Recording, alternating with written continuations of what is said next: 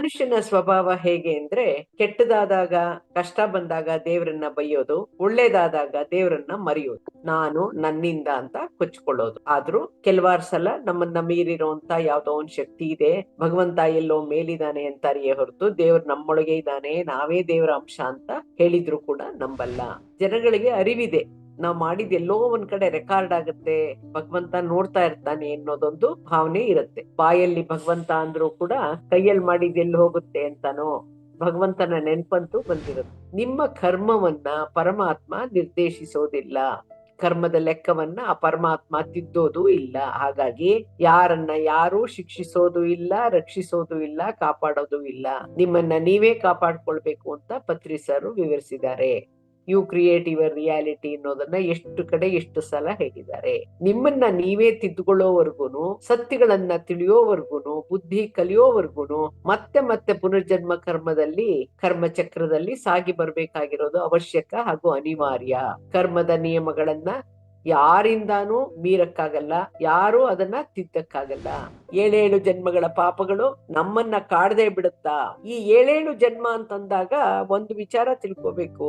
ನಾವು ಒಂದು ಜನ್ಮದಲ್ಲಿ ಸುಮಾರು ಏನಿಲ್ಲ ಅಂತಂದ್ರು 400-500 ಜನದ ಒಂದು ಪರಿಚಯ ಮಾಡ್ಕೊಂಡಿರ್ತೀವಿ, ವ್ಯವಹಾರ ಮಾಡಿರ್ತೀವಿ. ನೀರ್ ಕೊಟ್ಟಿರ್ಬೋದು, ಪ್ರೀತಿ ಕೊಟ್ಟಿರ್ಬೋದು, ಅಥವಾ ಬೈದಿರ್ಬೋದು, ಜಗಳ ತಂದು ಹಾಕಿರ್ಬೋದು. ನಾವ್ ಏನೇ ಮಾಡಿದ್ರು ಪ್ರತಿ ಒಂದು ಆತ್ಮದ ಲೆಕ್ಕ ಚುತ್ತ ಮಾಡ್ಬೇಕಾದ್ರೆ ಮಿನಿಮಮ್ 7 ಜನ್ಮ ಪಡಿಬೇಕು ಅಂತ ಎಲ್ಲೋ ಓದಿದೀನಿ ನಾನು. ಗಂಡ ಹೆಂಡತಿಯರಿಗೆ ಅವರು ಪ್ರೀತಿ ಕೊಟ್ಟಿದ್ರೆ ಪ್ರೀತಿ ಇಸ್ಕೊಳಕ್ಕೆ, ಬೈದಿದ್ರೆ ಬೈಸ್ಕೊಳಕ್ಕೆ, ಹೊಡೆದಿದ್ರೆ ಹೊಡೆಸ್ಕೊಳಕ್ಕೆ, ಈ ತರ 2 ವ್ಯಕ್ತಿಗಳು ಕೂಡ ಗಂಡ ಹೆಂಡತಿಯವರು ಮಿನಿಮಮ್ ಅಂದ್ರೆ 7 ಜನ್ಮ ಜೊತೆಲಿ ಹುಟ್ಟಿ, ಬೇರೆ ಬೇರೆ ಸಂಬಂಧ ಇರ್ಬೋದು, ಹುಟ್ಟಿ ಒಂದೇ ಕಡೆ ಫ್ರೆಂಡ್ಸ್ ಆಗೋ, ಅಣ್ಣ ತಮ್ಮ ಆಗೋ, ಅಕ್ಕ ತಂಗಿನೋ, ಯಾವ್ದೇ ತರನ ಅಥವಾ ಮತ್ತೆ ಗಂಡ ಹೆಂಡತಿರಾಗೆ ಹುಟ್ಟಿ ಅವರು ಪೂರ್ತಿ ಲೆಕ್ಕ ಚುತ್ತ ಮಾಡಕ್ಕೆ, ಒಂದು ವ್ಯಕ್ತಿ ಜೊತೆ ಚುತ್ತ ಮಾಡಕ್ಕೆ 7 ಜನ್ಮ ಬೇಕಂತೆ.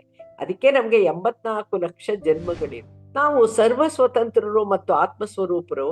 ಆತ್ಮ ಯಾವಾಗ ಜನ್ಮ ತಗೋಬೇಕು, ಎಲ್ಲಿ ಹುಟ್ಟಬೇಕು ಅನ್ನೋದು ನಮ್ಮದೇ ಆಯ್ಕೆ. ನಮ್ಮ ಜನ್ಮವನ್ನ ನಾವೇ ಆಯ್ಕೆ ಮಾಡ್ಕೋತೀವಿ, ನಮ್ಮ ಪೋಷಕರನ್ನ ನಾವೇ ಆಯ್ಕೆ ಮಾಡ್ಕೋತೀವಿ, ನಮ್ಮ ಜೀವನದ ಸ್ಥಿತಿಗತಿಗಳನ್ನ ನಾವೇ ಆಯ್ಕೆ ಮಾಡ್ಕೋತೀವಿ, ಬೇಕು ಬೇಡಗಳನ್ನ ನಾವೇ ಕೇಳ್ಕೊಂಡ್ ಬರೋದು. ಯಾರನ್ನ? ಪೂರ್ಣಾತ್ಮನ ಉಪಸ್ಥಿತಿಯಲ್ಲಿ ಯಾವ್ದನ್ನ ನೋಡಿ ನಾವು ಕೇಳ್ಕೊಂಡ್ ಬರ್ತೀವಿ? ನಮ್ಮದೇ ಆಕಾಶಿಕ್ ರೆಕಾರ್ಡ್ಸ್ ನ ನೋಡಿ ಆಯ್ಕೆ ಮಾಡ್ಕೊಂಡ್ ಬರ್ತೀವಿ. ಸಿಂಪಲ್ ಆಗಿ ತಿಳ್ಕೊಳ್ಳೋದೇನು ಅಂದ್ರೆ, ನಾವ್ ಇವತ್ತು ಏನಾಗಿದೀವೋ, ನಮ್ಮ ಸ್ಥಿತಿಗತಿ ಹೇಗಿದೆಯೋ, ಕಷ್ಟ ಸಂಕಷ್ಟಗಳು ಹೇಗಿದೆಯೋ, ಅದಕ್ಕೆ ಕಾರಣ ನಮ್ಮ ಹಿಂದಿನ ಜನ್ಮಗಳ, ಅದು ಹಿಂದಿನ ಜನ್ಮ ಒಂದೇ ಆಗ್ಬೇಕು ಅಂತಿಲ್ಲ, ಹಿಂದಿನ ಜನ್ಮಗಳ ನಡವಳಿಕೆ ಇರ್ಬೋದು, ಅಥವಾ ಕೋಪತಾಪಗಳೆಲ್ಲ ಮಾಡಿರೋ ಕೆಟ್ಟ ಕರ್ಮಗಳಿರ್ಬೋದು. ಹಂಗಾಗಿ ಆ ಕರ್ಮಗಳ ಲಿಸ್ಟ್ ಅಲ್ಲಿ, ಆಕಾಶಿಕ್ ರೆಕಾರ್ಡ್ಸ್ ಅಲ್ಲಿ ಈ ಸಲ ಜನ್ಮ ತಗೊಂಡಾಗ ಯಾವ್ಯಾವ್ದನ್ನ ಅನುಭವಿಸಿ ಯಾವ್ಯಾವ ಬುದ್ಧಿ ಕಲ್ತ್ಕೊಂಡ್ ಬರ್ತೀನಿ ಅಂತ ನಾನೇ ಕೇಳಿ ತಿಳ್ಕೊಂಡ್ ಬರೋದ್ರಿಂದ ಅವ್ರನ್ನ ಅವ್ರು ಇರೋ ರೀತಿನೇ ಒಪ್ಕೊಂಡು ಸಂಕಲ್ಪಗಳು ಮಾಡ್ಕೊಂಡು, ಮತ್ತೆ ಅವ್ರನ್ನ ಕ್ಷಮೆ ಕೇಳ್ತಾ, ಯಾವ ಜನದಲ್ಲಿ ಯಾರು ಏನೇ ಮಾಡಿದೀವೋ ಗೊತ್ತಿಲ್ಲ, ಅವ್ರು ಇವತ್ತಿನ ಸ್ಥಿತಿ ಕಾರಣರಾಗಿರೋ, ನನ್ನಿಂದ ತೊಂದರೆ ಆಗಿರೋ ಯಾರೇ ಇದ್ರು ಅವ್ರ ಹತ್ರ ಕ್ಷಮೆ ಕೇಳ್ತಾ ಇದ್ದೀನಿ ಅಂತ ರಾತ್ರಿ ಕ್ಷಮಾಧ್ಯಾನ, ಬೆಳಗ್ಗೆ ಹೊತ್ತು ಕ್ಷಮಾದಾನ ಮಾಡ್ತಾ ಬಂದ್ರೆ ನಮ್ಮ ಕಷ್ಟಗಳು ಕರಗುತ್ತೆ ಅಂತ ಪತ್ರಿ ಸರ್ ಹೇಳಿದ್ದಾರೆ. ಗುಪ್ತ ಚಿತ್ರಗಳು, ಹಾಗಾಗಿ ಅವನನ್ನ ಚಿತ್ರಗುಪ್ತ ಅಂತ ಅನ್ನೋದು. ಸೊ ಈ ಆಕಾಶಿಕ್ ರೆಕಾರ್ಡ್ ಅಲ್ಲಿ ರೆಕಾರ್ಡ್ ಹೇಗಾಗತ್ತೆ ಅಂತ ನಾನ್ ಪತ್ರಿ ಸರ್ನ ನಮ್ಮ ಮನೇಲಿ ಮೈಸೂರಿಗೆ ಬಂದಾಗ ನಮ್ಮ ಮನೇಲೆ ಉಳ್ಕೋತಾ ಇದ್ರು. ಅವಾಗ 12 ಗಂಟೆ ಆದ್ರೂ ಪ್ರಶ್ನೆಗಳು ಕೇಳಿ ಇತ್ತಿದ್ರು. ಆಗ ನಾನು ಆಕಾಶಿಕ್ ರೆಕಾರ್ಡ್ ಅಲ್ಲಿ ರೆಕಾರ್ಡ್ ಆಗುತ್ತಲ್ಲ ಹೇಗಾಗತ್ತೆ ಅಂತ ಪತ್ರಿ ಸರ್ ಕೇಳಿದಾಗ ಅವ್ರು ಹೇಳಿದ್ದೇನು ಅಂದ್ರೆ, ಅರ್ಧರಾತ್ರಿಲಿ ಸುಮಾರು 2 ಗಂಟೆಯಿಂದ 3 ಗಂಟೆ ಸಮಯದಲ್ಲಿ ನಿದ್ರೆಯಿಂದ ಥಟ್ಟಂತ ಎಚ್ಚರ ಆಗುತ್ತೆ, ಮತ್ತೆ ಹಾಗೆ ನಿದ್ರೆನೂ ಬರುತ್ತೆ. ಆ ಕ್ಷಣದಲ್ಲಿ ಆಯಾ ದಿನದ ಕಾಯ ವಾಚ ಮನಸ ಮಾಡಿರುವಂತ ಕಾರಣ ಪರಿಣಾಮಗಳು ಉಂಟಾಗುವಂತಹ ಎಲ್ಲಾ ಕೆಲಸಗಳು, ಮಾತುಗಳು, ನಡವಳಿಕೆಗಳು, ಚಿಂತನೆಗಳು, ಸಂಕಲ್ಪಗಳು 2 ಕಡೆ ಸೈಮಲ್ಟೇನಿಯಸ್ ಆಗಿ ಸೇರ್ಪಡೆ ಆಗುತ್ತೆ. ಒಂದು ಚಿತ್ರಗುಪ್ತನ ಕಡತಕ್ಕೆ, ಇನ್ನೊಂದು ನಮ್ಮದೇ ಕಾರಣ ಶರೀರ.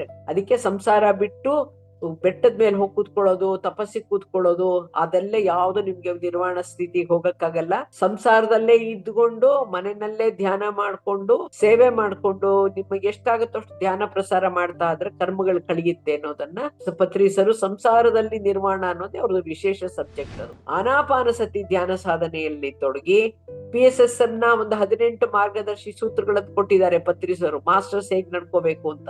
ಆ 18 ಸೂತ್ರಗಳನ್ನ ಅನುಸರಿಸ್ತಾ ಬಂದ್ರೆ ಭಗವಂತನಿಗೆ ಬೇಗ ಹತ್ರ ಆಗ್ತಾನೆ. ಯಾಕಂದ್ರೆ ಸತ್ಕಾರ್ಯಗಳನ್ನ ಮಾಡುವಂತಹ, ಸನ್ಮಾರ್ಗದಲ್ಲಿ ನಡೆಯುವಂತಹ ವ್ಯಕ್ತಿ ಪರಮಾತ್ಮನಿಗೆ ಪ್ರೀತಿ ಪಾತ್ರ.